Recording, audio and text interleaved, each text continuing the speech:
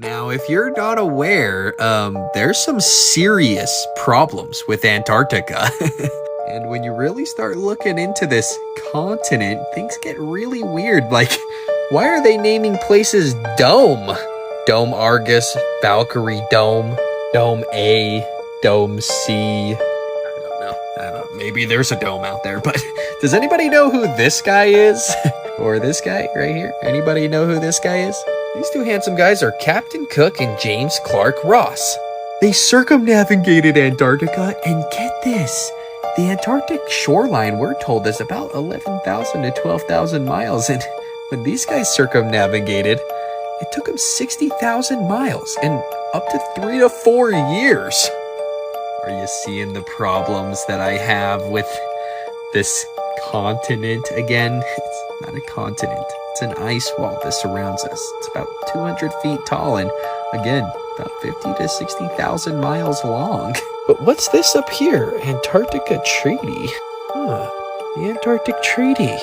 You mean this one that's completely stopping anyone from independently exploring the Antarctic wall and seeing if there's more resources and land out there, like Admiral Byrd suggested? That's the exact treaty that I'm talking about. And it literally writes right in it that the provisions of the present treaty shall apply to the area south of the 60th south latitude, which is this black line right here. Yeah, 100%. We are being gate kept. We're being gate kept in here by NASA for over 50 years. Here's another, thing to think about the North and South Pole. They should be pretty similar due to the tilt of the Earth and it precessing and orbiting. But one's in water and one's on ice. And the North Pole can sustain life pretty well, and there doesn't seem to be a lot of things living out in Antarctica other than some penguins hanging out on the edge. And by edge, I mean over here and in places I don't even think that this is possible. I think only here where they'll take you on these little trips that cost $10,000. Like this one right here, $13,790. And this is all they do. They come down here, you get to see some penguins, and they turn around and go home.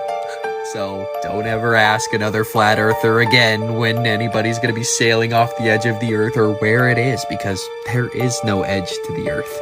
All we know is there's an ice wall surrounding us that we're not allowed to go explore.